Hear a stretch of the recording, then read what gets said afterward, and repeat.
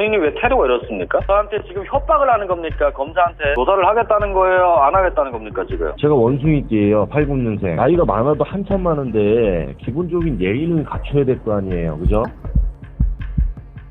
왜 이들은 보이스피싱에 당할 수밖에 없었을까요?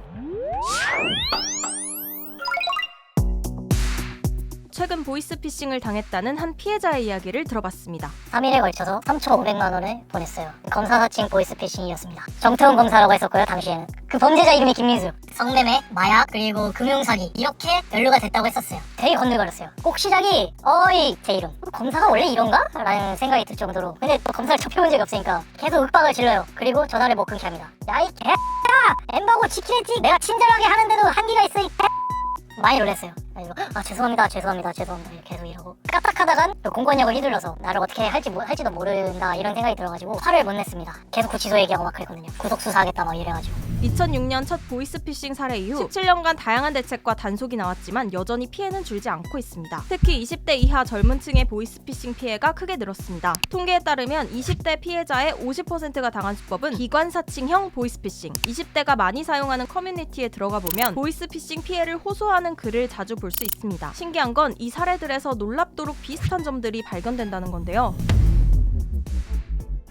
이성이 마비가 된다 그렇게 생각하면 될 것 같고요. 의심할 시간이 주어지지 않습니다. 홀렸다 진짜.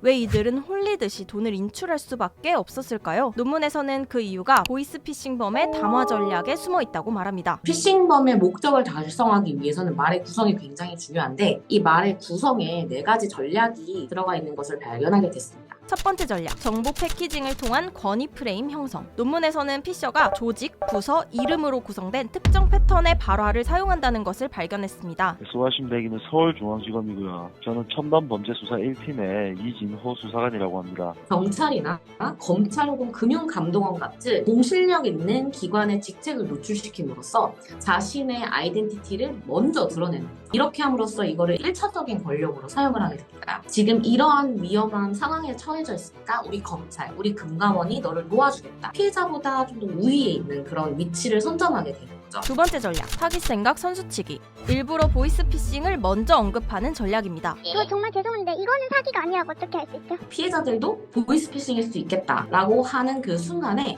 사기 말씀이십니까?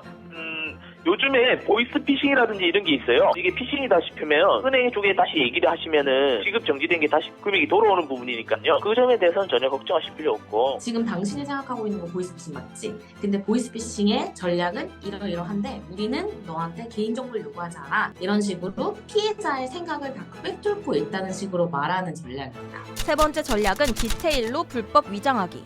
이름은 김호철이고 태어난 곳은 전라도 광주. 올해로 40세 된 남성이 농협은행에 10년 정도 근무를 했던 사람인데 2016년 5월 17일 날 이날이 평일이고 화요일이에요. 약 5개월 전인데 경남은행 4천만 원, 국민은행 3,300만 원 정도의 불법 관련 자금이 들어있었습니다. 투머치 인포메이션을 많이 뿌린다. 시간 순서대로 범죄 진척을 나열하고 온갖 한자어를 사용하고 저보다 더 많은 정보를 가지고 있다라고 하는 것도 내가 너보다 정보가 많은 위치에 있다라고 하면서 위압감을 형성하는 것 중에 하나라고 볼 수가 있습니다. 네 번째 전략, 화제 전환하기.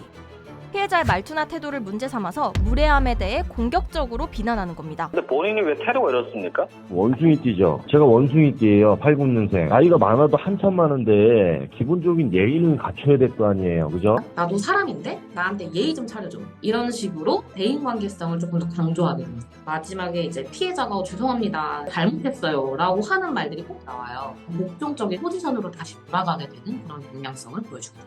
이처럼 보이스피싱은 고도의 전략적인 대화 기술을 사용합니다. 더 주목할 만한 점은 이런 전략을 고안해내는 별도의 시나리오 팀이 존재한다는 것. 시나리오 팀이 위치하는 곳은 바로 이 콜센터. 지난 3월 한 언론사가 공개한 보이스피싱 시나리오 파일입니다. 피싱 조직이 피해자와 통화할 때 예상되는 상황별 멘트를 정리해놓은 대본이죠. 심지어 주변이 시끄러울 경우, 조용할 경우까지도 구분되어 있습니다. 그 시나리오를 짜주는 사람이 따로 있지. 노하우가 있는 사람들이 있어요. 총책이 관리자를 둘 때 그 노하우 있는 사람들을 도움을 주고 데려오는 거죠. 그 상담원들 교육도 시키기도 하고 각본을 주기도 하고 자기들이 보이스피싱을 하면서 성공했던 사례를 가지고 시나리오를 만들었기 때문에 실제적으로 현장에 쓰기가 매우 좋은 거죠. 사실 20대 30대가 사회 처음이잖아요. 경찰 수사를 받은 것도 거의 없을 거고 검찰에 불려간 적도 없을 거고 하다 보니까 수사기관이라고 하면 위압감이 오지 않습니까? 검찰 수사관, 검사, 형사 이런 식으로 하게 되면 거기에 대해서 굉장한 압박감을 느끼는 거죠. 이렇듯 심리를 악용하는 교묘한 범죄에 속수무책으로 당할 수밖에 없었던 피해자들은 사기를 알아채지 못한 자신을 탓하기도 합니다.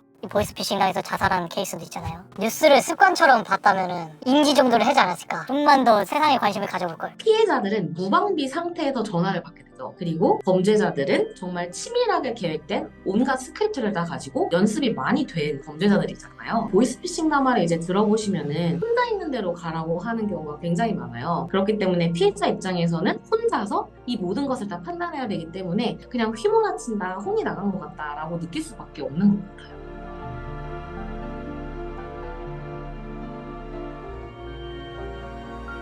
오늘은 보이스피싱범의 담화 전략을 분석한 논문을 살펴봤습니다. 다음엔 어떤 논문으로 돌아올까요? 댓글로 추천해주세요.